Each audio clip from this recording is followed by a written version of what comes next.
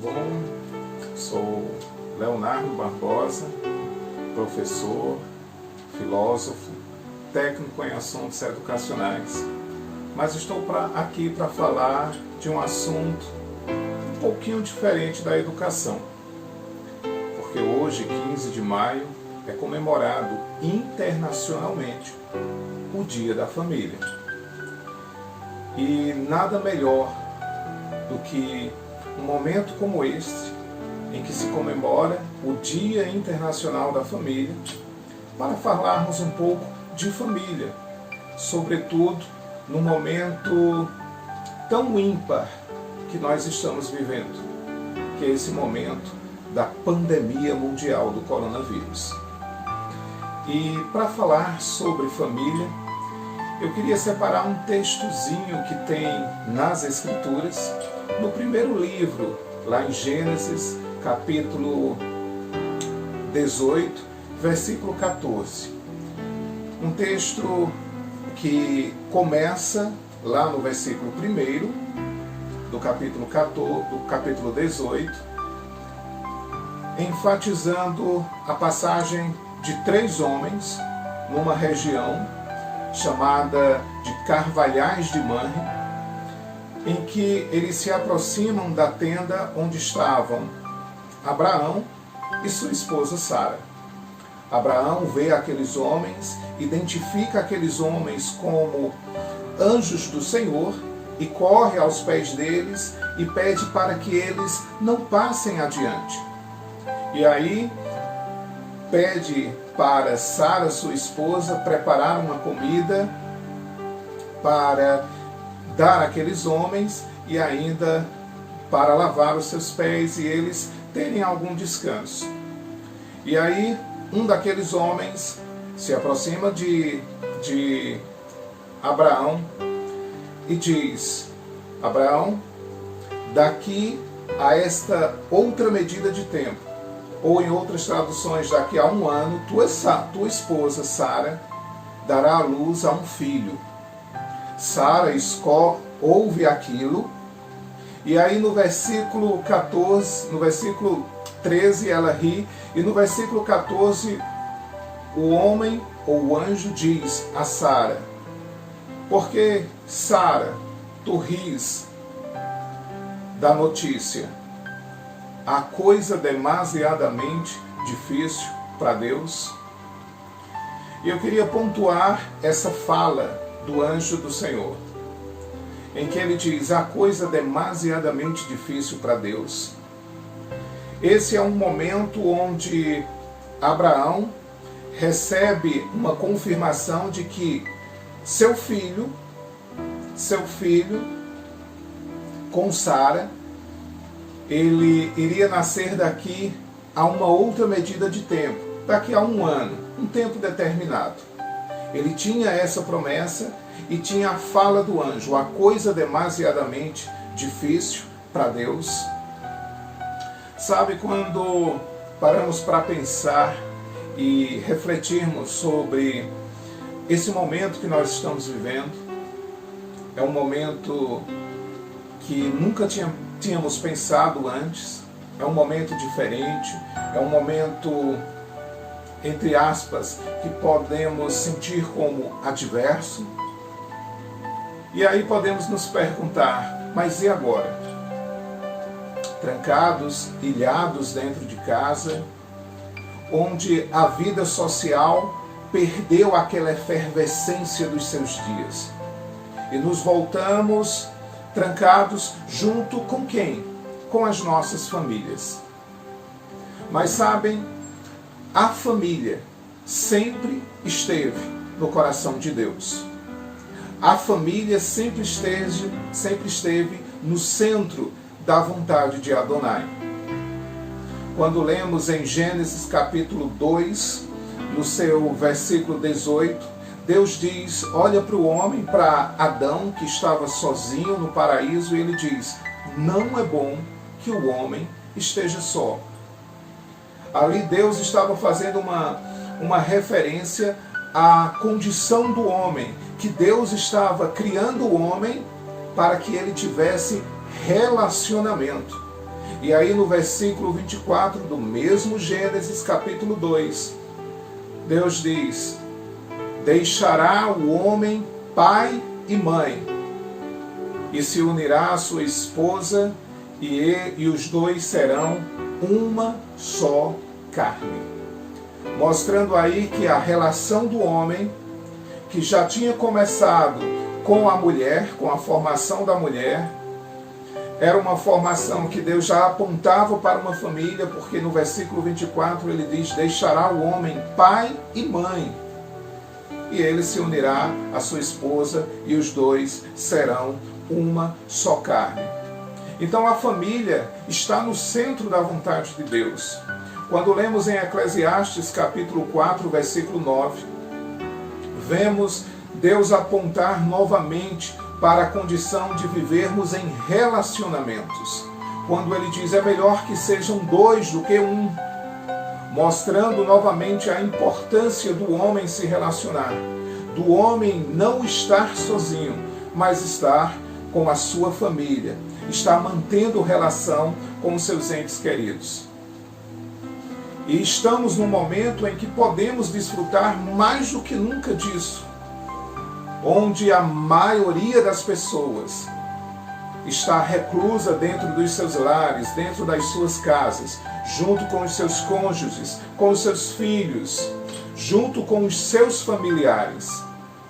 E sabe, eu queria trazer uma palavra hoje, que é uma palavra que foi a mesma palavra que foi dada a Abraão, lá no versículo 18, quando o anjo diz: porque tu ris, Sara? Daqui a 1 ano terás um filho. Sabe, essa palavra eu queria trazer para este momento, porque é um momento de nós estarmos gerando filhos, ou gerando propósitos. Não é um momento de desespero, não é um momento de agrúrias, mas é um momento de gerar filhos, é um momento de criar propósitos. Assim como um filho começou a ser gerado no coração de Sara e de Abraão. E é interessante porque este milagre, essa intervenção de Deus para que Abraão e Sara tivessem um filho, ele se dá dentro da família, entre Abraão e Sara. Mas quais eram as condições dos dois? Abraão, um homem de 99 anos. E pelo que conhecemos da biologia ou da fisiologia humana hoje, é bem percebível entender que Abraão provavelmente era um homem já sem potência, era um homem impotente. E Sara, com os seus 91 anos, como diz a própria palavra, tinha cessado o costume habitual das mulheres, ou o seu costume mensal das mulheres. Ou seja, fisicamente, eles estavam fora do padrão de gerar filhos, fora do padrão de dar continuidade à sua família. E o que fazer diante disso? Quando olhamos para a nossa situação de hoje, olhamos para a nossa família e nos vemos trancados, fisicamente ameaçado por um vírus que anda aí fora. E aí pensamos como gerar propósitos, como criar ideias, como gerar esperanças nessas circunstâncias ou nesses dias. E aí podemos olhar como Abraão ou como Sara se olharam. Sara se riu porque ela sabia da condição dela e de Abraão fisicamente. E talvez possamos estar rindo de nós mesmos nesta hora. Mas sabe, a palavra de Deus diz que nos mostra que nesses momentos são os momentos de gerar milagres. Mas como gerar milagres? Como gerar filhos? só há uma forma de gerar: pela fé. E era o instrumento em que Abraão e Sara tinham para se agarrar naquele momento. Olharam para os seus corpos, olharam para as suas condições físicas e se viram que fisicamente eles não tinham condição de gerar uma criança naquela idade, naquelas circunstâncias. Eles só tinham uma solução: se agarrar com a palavra do anjo e viver pela fé, e esperar que um ano depois Sara estivesse grávida e viesse a conceber e dar à luz a um filho, que eles lhe dariam o nome de Isaac. Sabe, e num momento como esse, é importante agirmos da forma com que Abraão e Sara agiram. Olharmos para as paredes das nossas casas, olharmos para as condições dos nossos corpos e dizermos para nós mesmos: não viverei sob essas circunstâncias, mas eu viverei pela fé. E aí eles decidiram viver pela fé, e o resultado foi: com um ano, Sara estava dando luz a um filho, que lhe puseram o nome de Isaac. E aí podemos nos perguntar: mas como gerar filhos agora? Porque Sara e Abraão aconteceu há muitos anos atrás, mas como gerar filhos agora?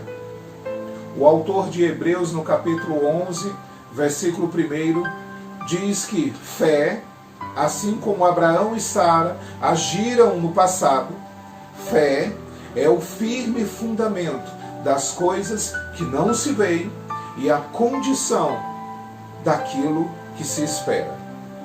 Percebam que agir com fé não é agir de acordo com o quadro natural ou com o quadro real das coisas. Não é agir de acordo com a nossa condição física ou com aquilo que nós vemos fisicamente. Mas fé é agir de acordo com aquilo que não podemos ver, mas que nós esperamos, e agir de acordo com as convicções daquilo que já temos certeza que vai acontecer. E essa é a forma que Deus espera que os seus filhos hajam. Mas como agir por fé? Qual a condição de agir por fé? Será que vamos conseguir? E Deus, na sua infinita sabedoria, Ele demanda que já temos todas as condições para agir com fé. Em Efésios capítulo 1, versículo 3, o apóstolo Paulo, na sua carta, diz que nós fomos abençoados com todas as bênçãos espirituais nas regiões espirituais. Mas percebam, ele diz que nós fomos abençoados com todas. Quando ele diz todas, significa dizer que não há nenhuma condição, não há nenhuma bênção que não nos tenha sido dadas por Deus nas regiões espirituais. Por isso que o anjo diz: por que tu ris, Sara? A coisa demasiadamente difícil para Deus. E é importante entendermos isso, porque podemos olhar para as condições naturais e dizermos: não, Deus não vai poder fazer isso. Olharmos para as nossas despensas e dizermos: não, Deus não vai poder encher, porque não há comércio, não há trabalho, a situação está difícil, estamos trancados em casa, não, essa situação impede. Não, Deus diz que nós fomos abençoados com todas as bênçãos. Mas Paulo dá um indicativo, ele diz: com todas as bênçãos nas regiões espirituais, significando dizer que a solução para os nossos problemas, que a solução para os nossos desejos não estão na vida física, não estão na condição meramente material, mas estão somente nas condições em que não podemos ver, que são as condições espirituais, nas regiões espirituais. É por isso que em Romanos capítulo 1, versículo 17, o apóstolo Paulo afirma: o justo, quem é o justo? Aquele que reconhece que seus pecados foram lavados e perdoados pelo sangue de Cristo e pelo sacrifício de um que não tinha pecado, ele se fez pecado para que todos nós fôssemos feitos justiça de Deus, 2 Coríntios capítulo 5, versículo 21. Quem são os justos? Aqueles que creem no sacrifício de Cristo. Para esses, só há uma condição de viver. Viver pela fé. Romanos 1, versículo 17. Então essa é a condição. Já fomos abençoados, mas precisamos acionar essas bênçãos. Precisamos acionar essas bênçãos. E como acionamos essas bênçãos? Acionamos pela fé. E só há uma fórmula da fé operar em nós, que é através da palavra de Deus. Porque a fé vem do ouvir, e o ouvir a pregação da palavra do Senhor, Romanos 10, capítulos 17. Portanto, é muito importante nós abrirmos aquilo que temos de mais precioso, que é a palavra de Deus, e lermos os seus versículos para momentos difíceis como esse. E aí eu me lembro do Salmo 23, como é importante diante de tantas incertezas físicas que estão lá fora, diante de um quadro de pandemia, lembrarmos que Deus diz: eu sou o seu pastor e nada te faltará. Porque foram essas as palavras do salmista Davi: o Senhor é o meu pastor e nada me faltará. Como é importante ouvir essas palavras e acionar a nossa fé de acordo com aquilo que ouvimos, porque a fé, ela só vem de uma forma. A fé não vem de jejuns, a fé não vem de oração, a fé não vem de sacrifícios, a fé não vem de semanas de trabalhos. Não, a fé só vem de uma forma. Ela vem pelo ouvir e ouvir a palavra de Deus. Então, junto com sua família, gere propósitos nesses momentos de sequidão, nesses momentos difíceis. O momento que Sara e Abraão estavam vivendo eram momentos extremamente difíceis.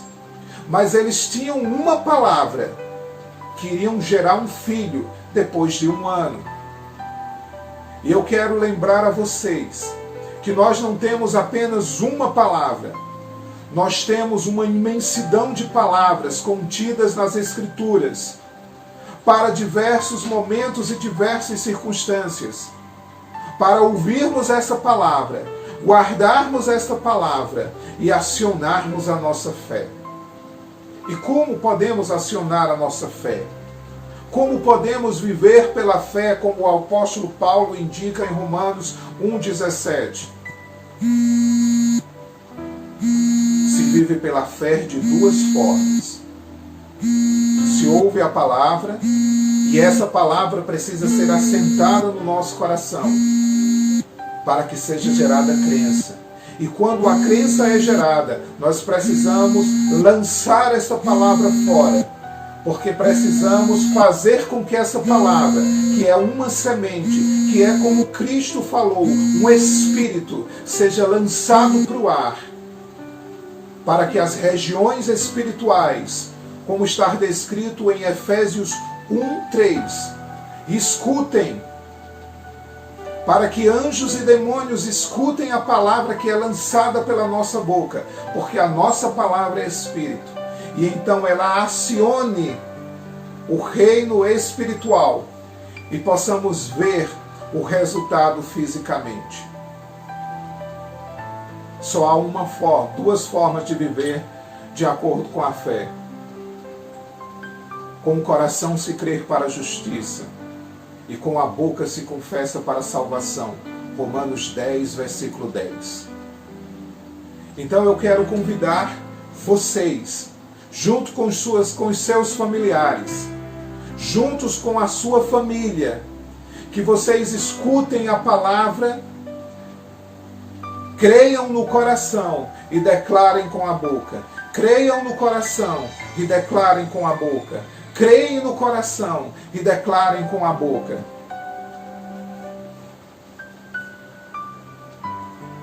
Porque viver pela fé é viver esse impossível. É olhar para o armário da cozinha e ver que ele está esvaziando e lembrar do que diz a palavra. Filipenses 4,19. Não me faltará nada, porque o meu Deus haverá de suprir as minhas necessidades em tudo. Meu armário estará cheio em nome de Jesus. Crer com o coração e eu falar com a palavra. Podemos gerar filhos nesses momentos. Podemos gerar propósitos nesse momento em que o mundo pergunta-se o que fazer. Nós temos a solução porque o Senhor, Adonai, nos aponta como devemos viver. Só há uma forma de viver, e é de viver pela fé. Ouvindo e gerando fé, crendo no coração e falando com a palavra. Há exatamente 1 ano atrás, eu estava desempregado, minha esposa estava com todas as atribuições da casa financeiramente, feira, água, luz, escola do nosso filho, tudo, absolutamente tudo estava com a minha esposa, inclusive a mesada que ela me dava,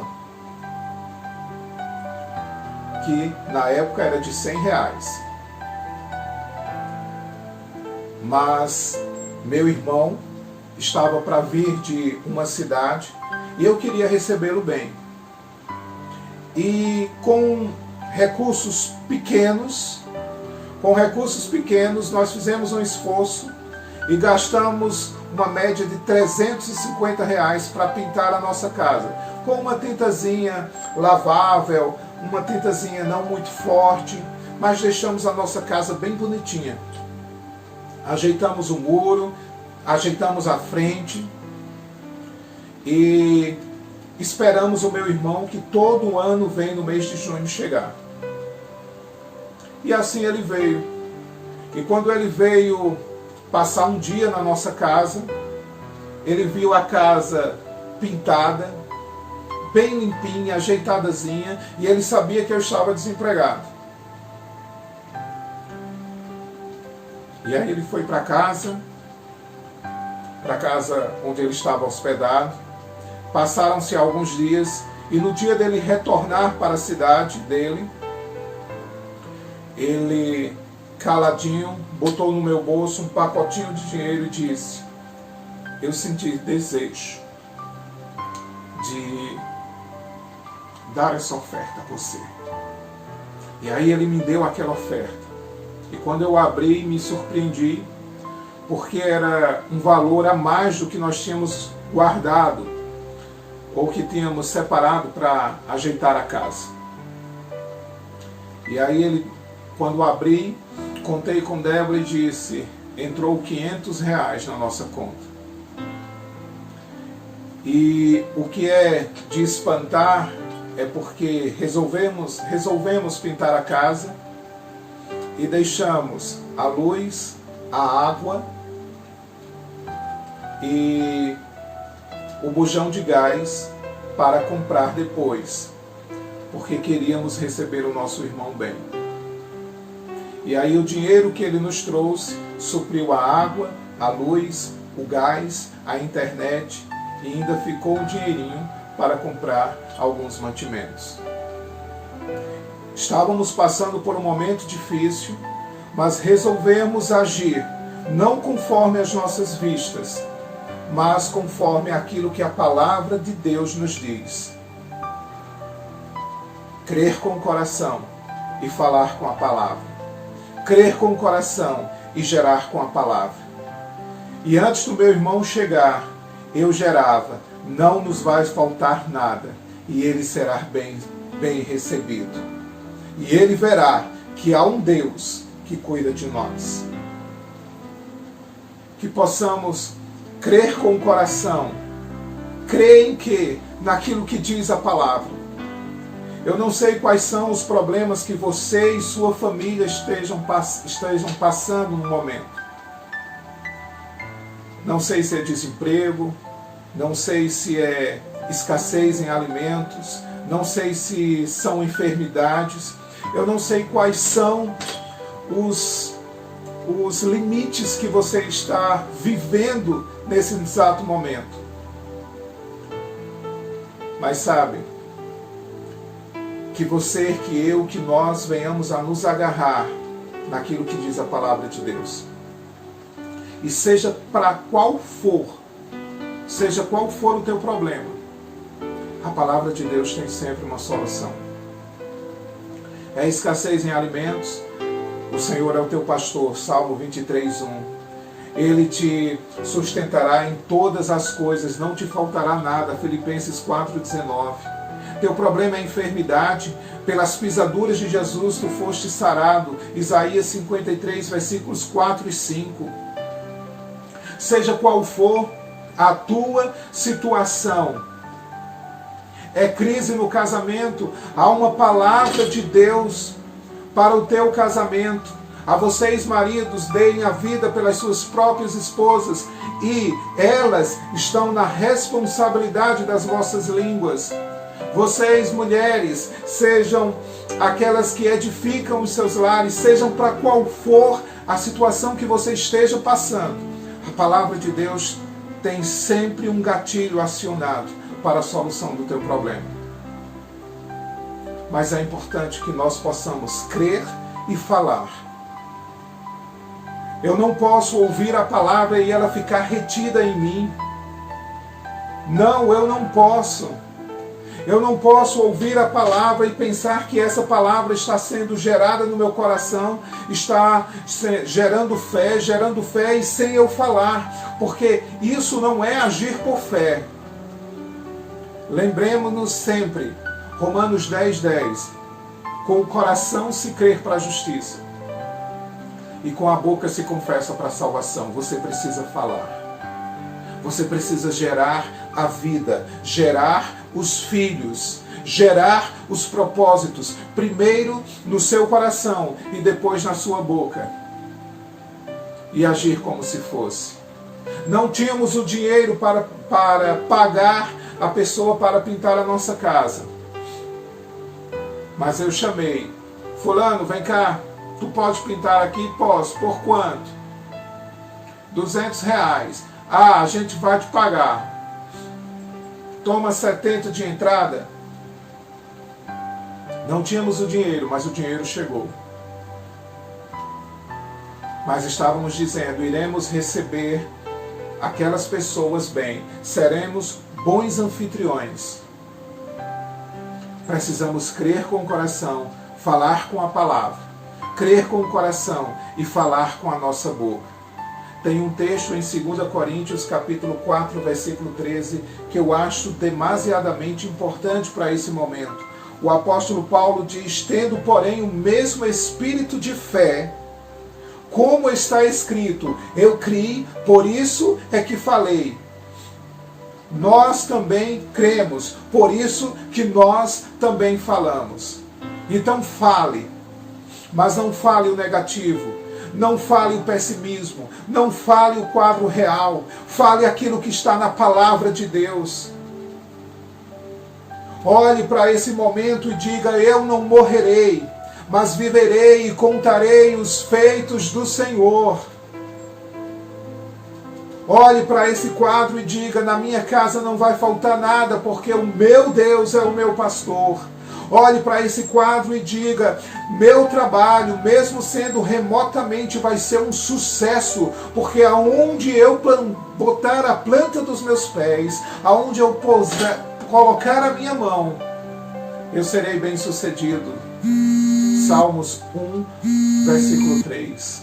E tudo que ele fizer será bem sucedido. Creia e fale. Creia e fale. Não se canse, não pare. Fale somente aquilo que é positivo.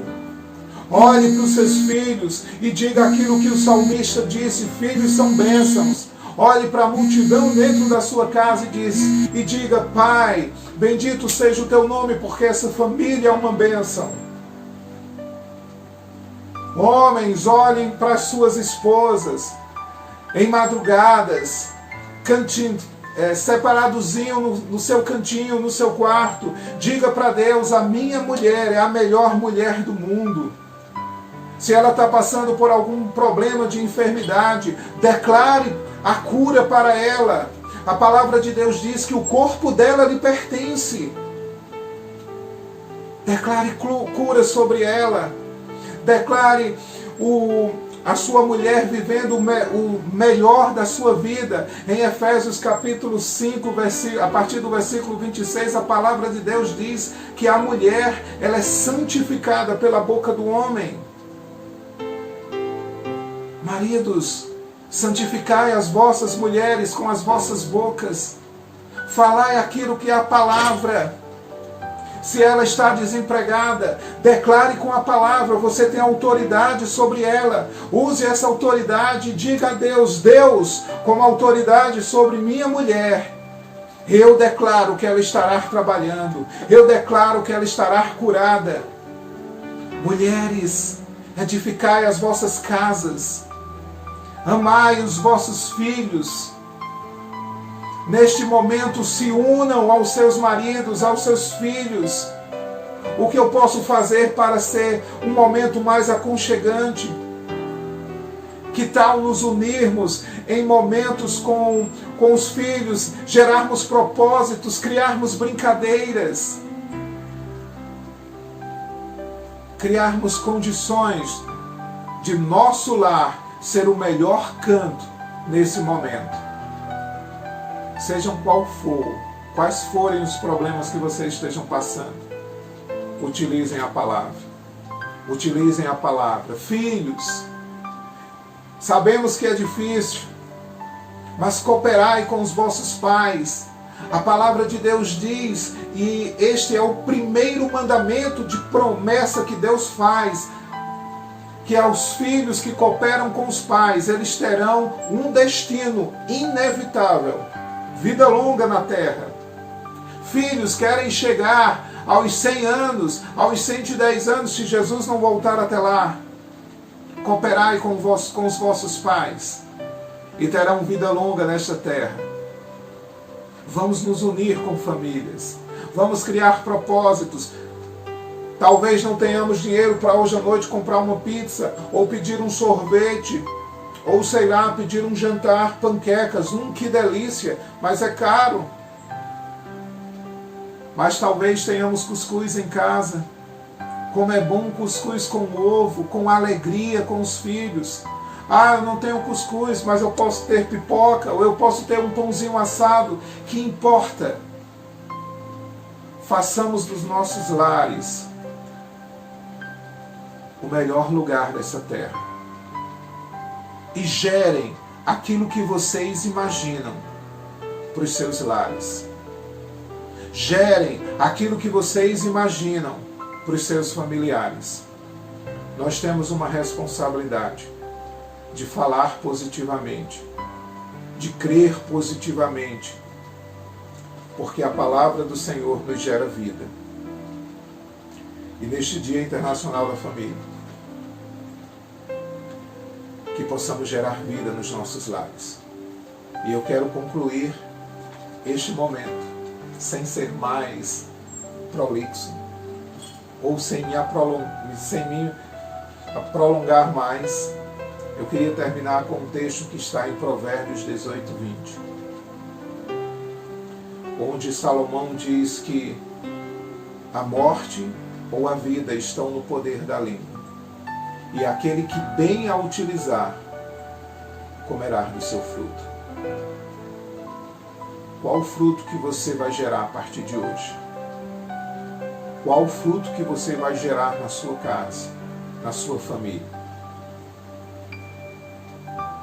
Que possamos estar gerando frutos bons, frutos que possamos colher já amanhã e depois de amanhã,